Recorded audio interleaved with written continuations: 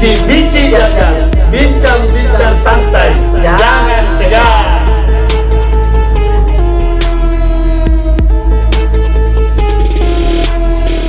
Ya, jumpa lagi di Bici-bici jangan, bincang-bincang santai, jangan tegang. Ya, salam budaya buat teman-teman dan para penonton setia Sarawita Channel. Ya. Dan salam hangat tentunya buat penonton yang paling setia di Sarawita Bonto Channel ini. Tentu saja semoga kita selalu dalam keadaan sehat dan pastinya ya kita tidak tegang untuk seperti segmen kita, seperti acara kita. Apa menurut? Bici-bici jangan, bincang-bincang santai, jangan tegang.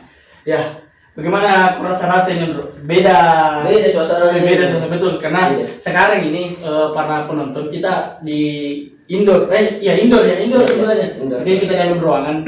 Ini studio 2, studio utama lagi direnovasi buat perbaikan ya.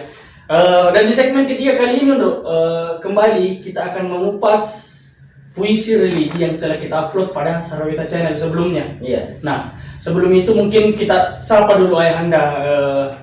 Ayahanda dan Jara, selamat datang Ayahanda. Salam budaya. Salam budaya. Salam budaya untuk penonton setia Sarawita Film. Ya. Bagaimana malam hari ini Ayahanda? Sehat? Siap. Iya. Oke Ayahanda, begini. Pada pertemuan sebelumnya kita sudah mengupas tuntas puisi religi episode 2 yang berjudul Di Mana Aku. Nah, dan sekarang kita sudah sampai pada pertemuan ketiga. Nah, pada pertemuan kita yang ketiga ini, kita akan mengupas tuntas puisi religi episode ketiga yang berjudul Kita Bukan Siapa-Siapa. Nah, pertanyaannya ini Ayahanda sebagai permulaan ini, apa alasannya Ayahanda sehingga judul ini diangkat pada episode yang ketiga? Iya, jadi saya ulangi bahwa puisi episode 3 ini berjudul Kita Bukan Siapa-Siapa. Puisi ini berbicara tentang siapa sebenarnya kita ini sebagai manusia. Dan saya kembali mengulangi bahwa puisi episode 3 ini sangat berkaitan erat dengan puisi episode 1 dan episode 2 yang sudah kita bahas sebelumnya. Saling berhubungan ya? Saling berhubungan. Ya. Dan sangat ya. Jadi puisi episode 1 berbicara tentang manusia yang tak punya nama, lahir tanpa nama, dan pulang tanpa nama. Ya. Sementara puisi religi kita pada episode 2 berbicara tentang manusia yang mencoba memeriksa dirinya bahwa dirinya ternyata terbangun dari unsur-unsur yang mati. Unsur-unsur yang mati. Tanah, air, angin, api. Yang semuanya itu adalah unsur-unsur yang mati. Sementara hidupnya itu sendiri adalah pemilik dari hidup itu sendiri. Saya ingat itu. Iya, maka dia bertanya, aku di mana? Sekarang puisi kita sudah sampai di episode 3. Iya, betul. Kita bukan siapa-siapa.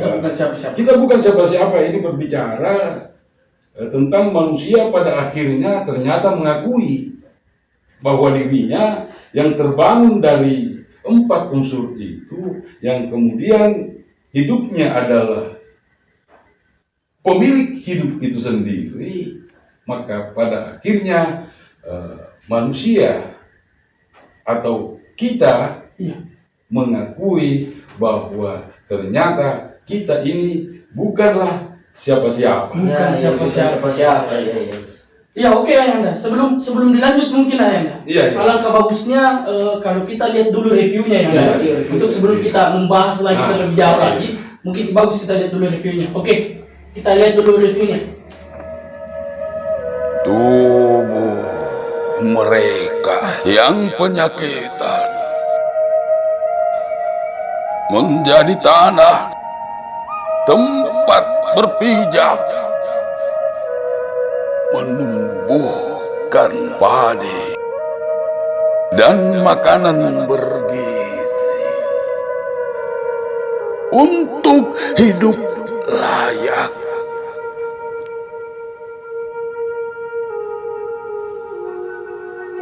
Napas mereka yang bau berhembus menjadi udara segar yang diperebutkan agar hidup tetap bugar.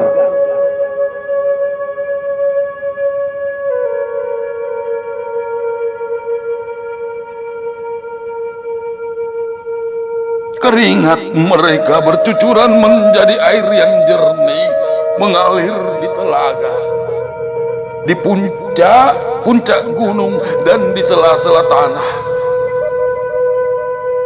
Lalu kita bangga sudah meminum air bening dari keringatnya yang penyakitan.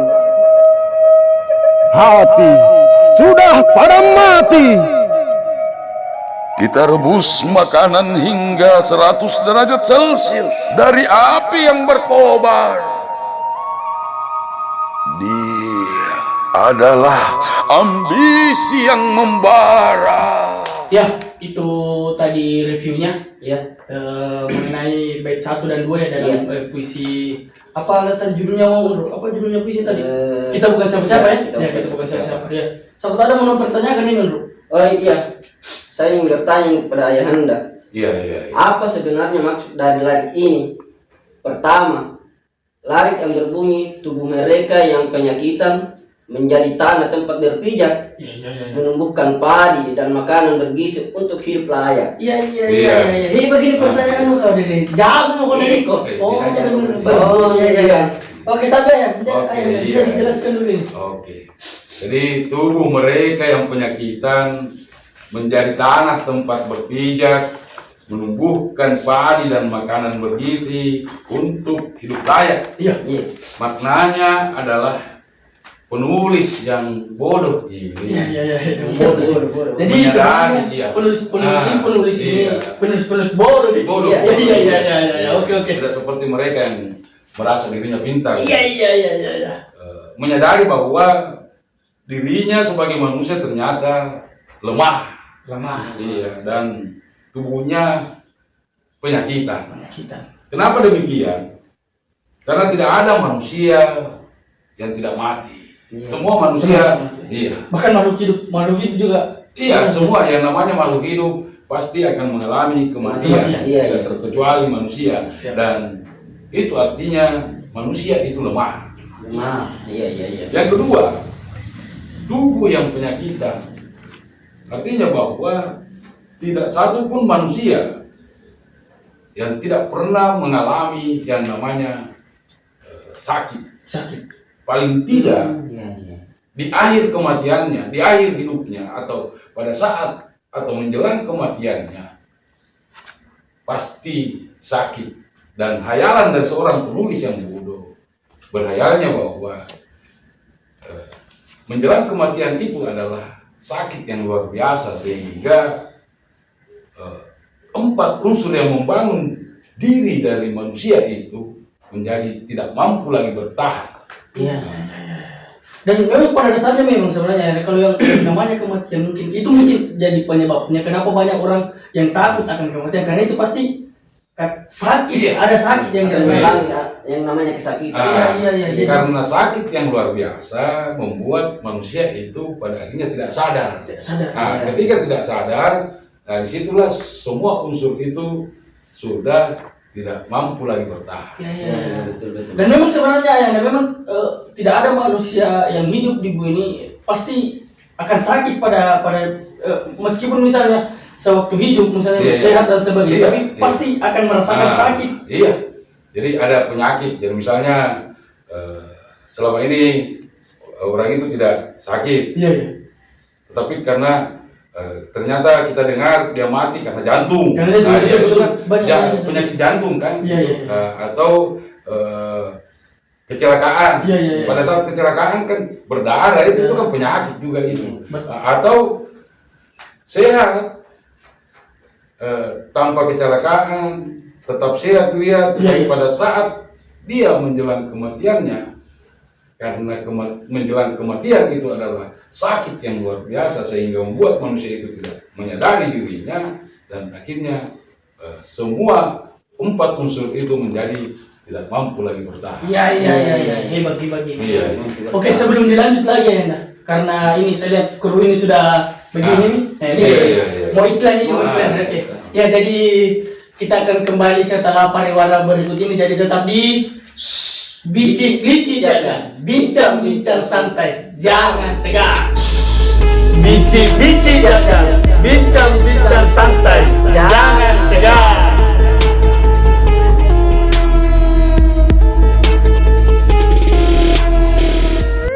Beli apa, Ki?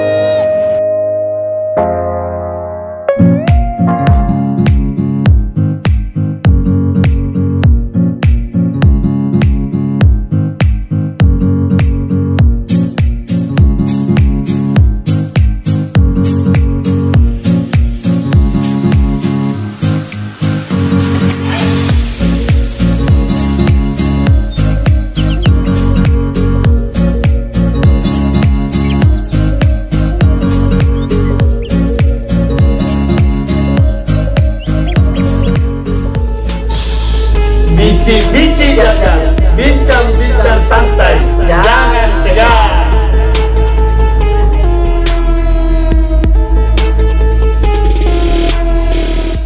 Ya, kembali lagi di bici jangan, bincang santai, jangan tegang. Ya, kita kembali lagi Ayanda setelah break sejenak iklan ya. Iklan. Jadi sekedar himbauan lagi, siapa tahu ada penonton setia yang mau memasang iklannya, jadi bisa dihubungi nomor yang ada di bawah ini. Telepon kita balik. Oke, ya kita lanjut ya Anda. Jadi untuk khusus masih baik yang tadi ya, bait 1 dan 2.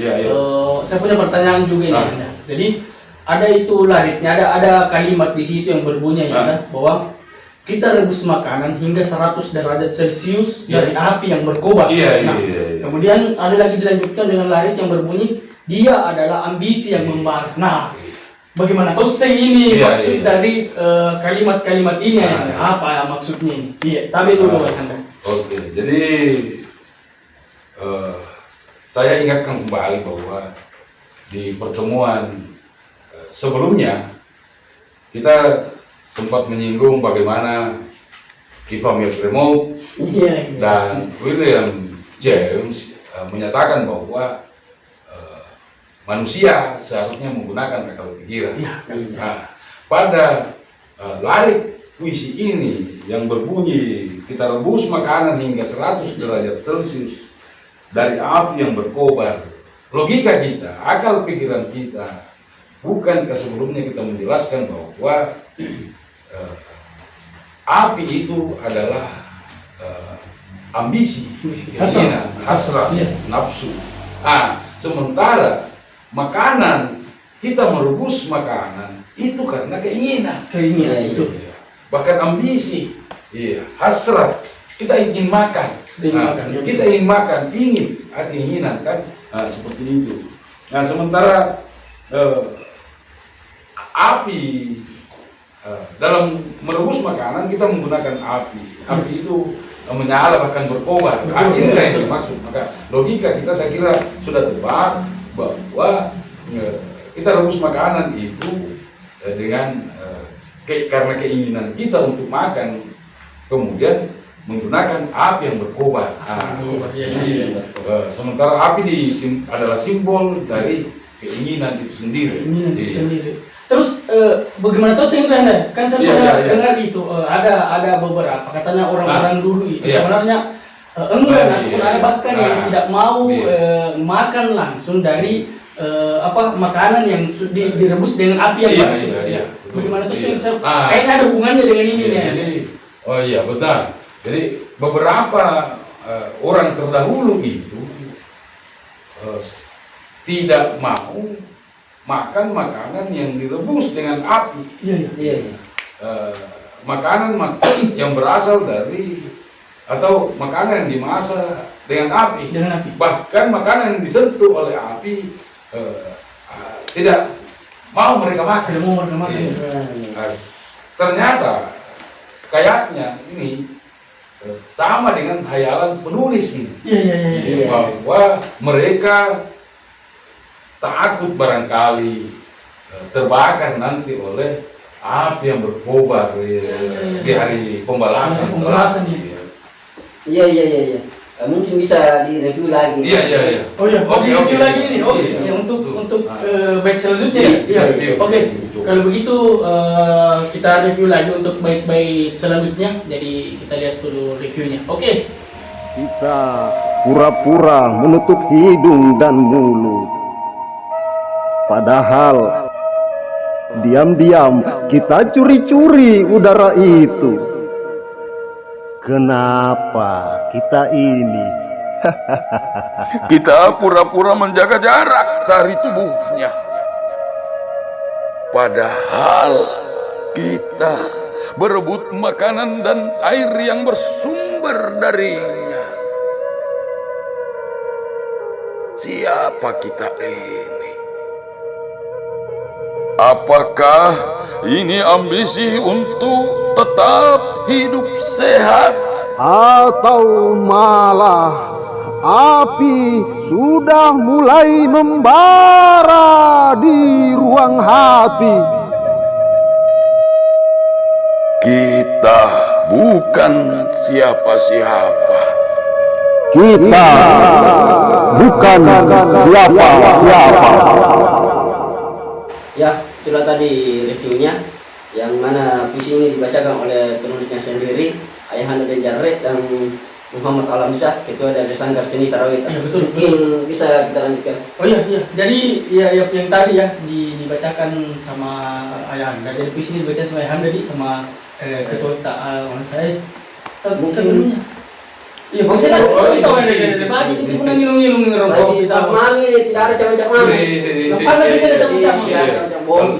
Oh bos, jadi kena sempat malu di sponsor kan pas kami sama-sama. Ya. Kita dulu lah yang kita minum kopi dulu sedikit. Iya. Sifatnya tuh kopi ya. Iya. Oke. Iya, Ayahanda. Jadi setelah saya dengar juga tadi ini, kemudian saya termasuk kembali membaca isi yang tadi Ayahanda. Ini di larit yang ini lagi, ini sudah membuat saya kembali lagi ingin bertanya, khususnya di bait ini yang mengatakan bahwa kita pura-pura menutup hidung dan mulut, padahal diam-diam kita curi udara itu.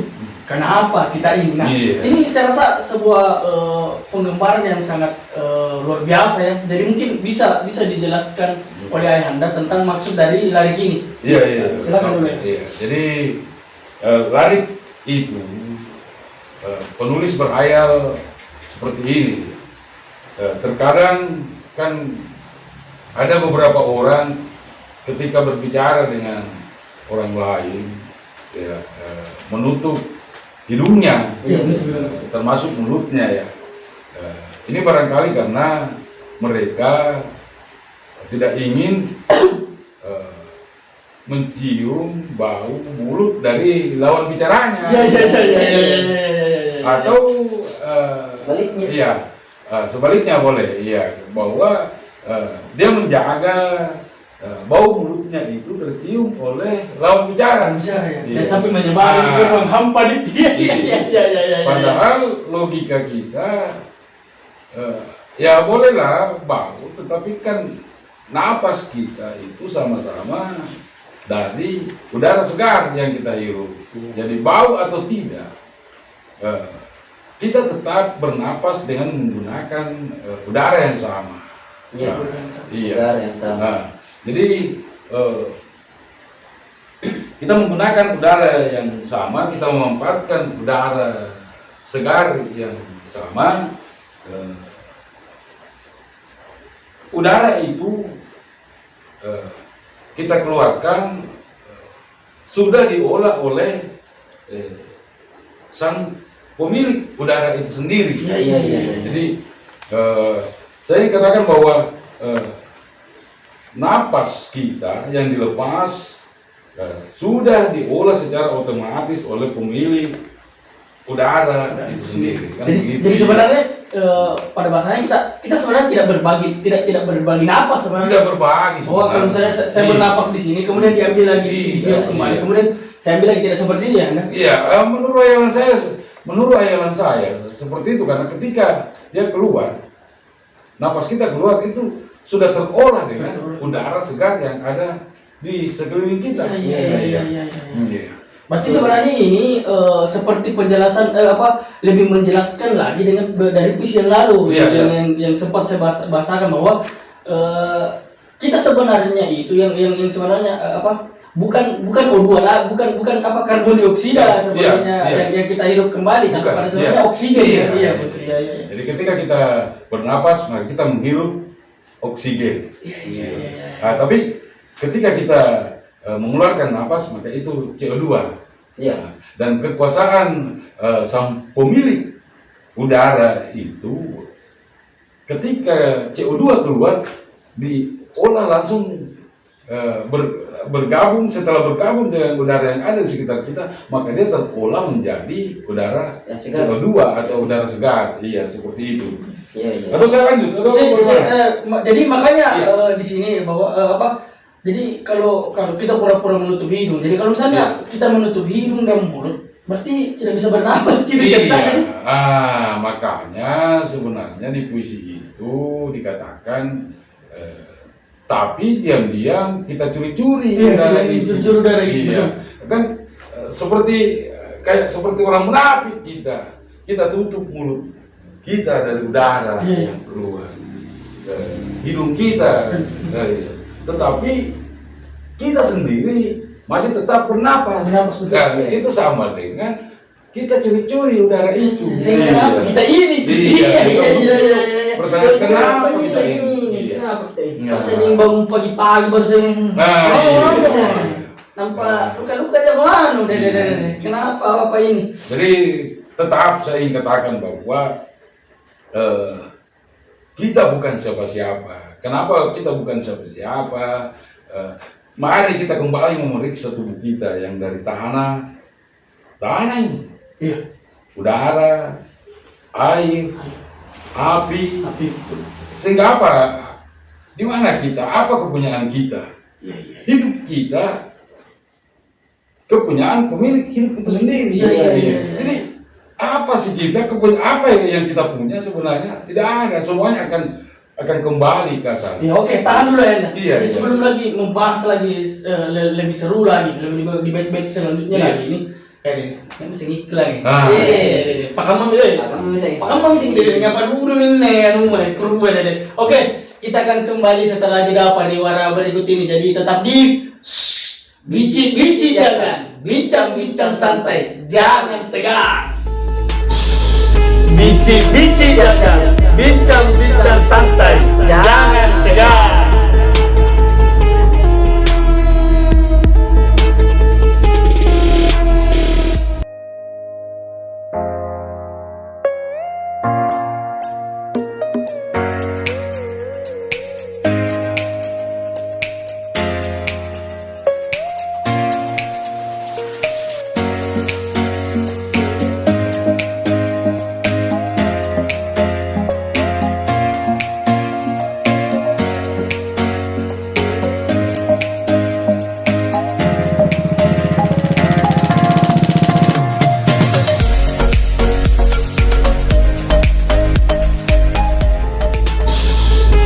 Bici jangan, bincang santai, jangan tegang.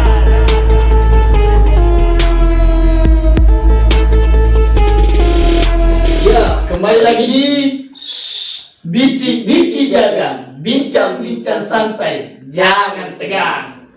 Ya, kita kembali lagi untuk setelah break yang tadi. Jadi ya mungkin sekali lagi untuk bisa disampaikan bahwa kalau misalnya ada yang mau beriklan ya bisa hubungi di bawah ini. Nomor yang ada di bawah ini. Ada tulisannya itu warna pinky, warna pinky ya.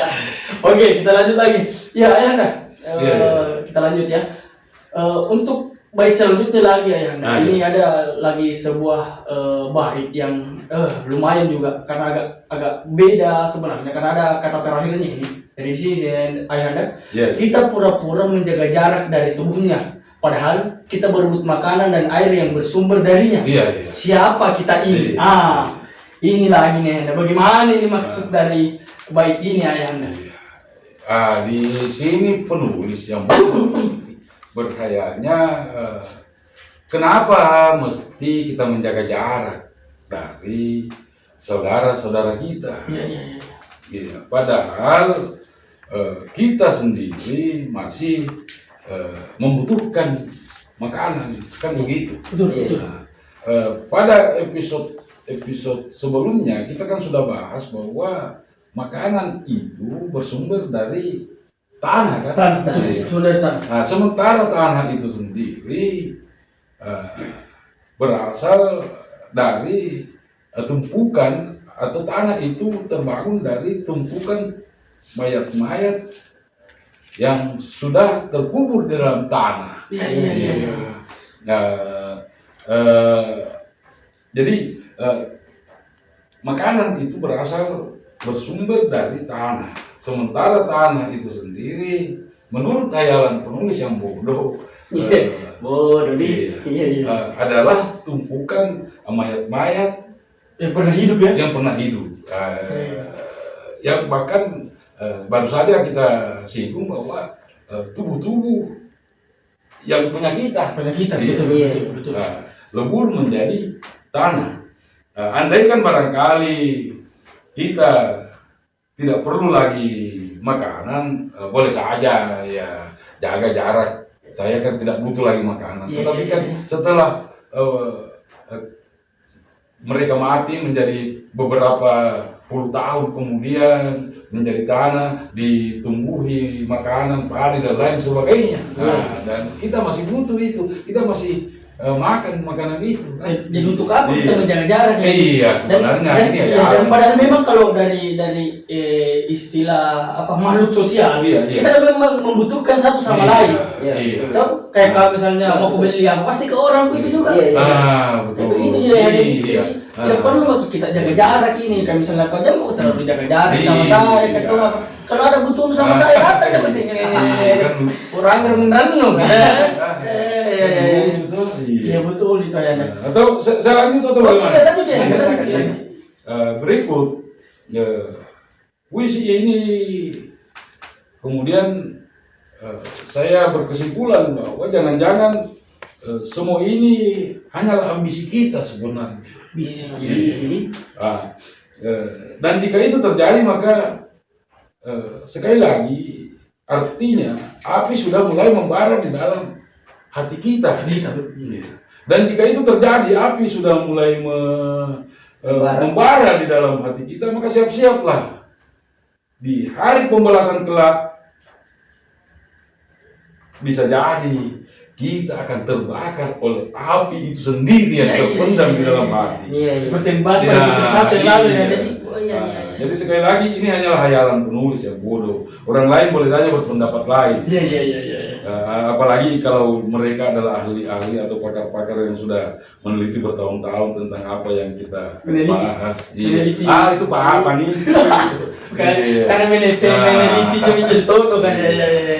Hanya sekali lagi bahwa penulis berhayalnya seharusnya tidak perlu tutup hidung, tutup mulut, jaga jarak, karena semua itu sudah Sang Pencipta yang menguasai alam semesta ini, alam nyata maupun alam gaib, sudah mengatur semuanya. Iya betul.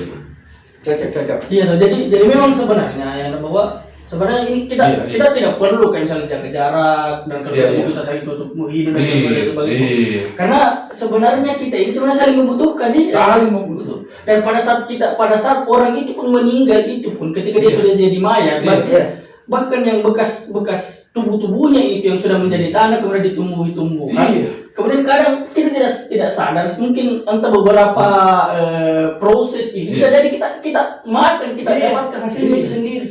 Makanya penulis ini berhayal bahwa tumbuhan atau padi yang kita makan kemudian jadi beras itu adalah berasal dari tanah, yang tanah itu sendiri adalah sebenarnya tumpukan mayat dari mayat-mayat yang terkubur berjuta-juta tahun yang lalu.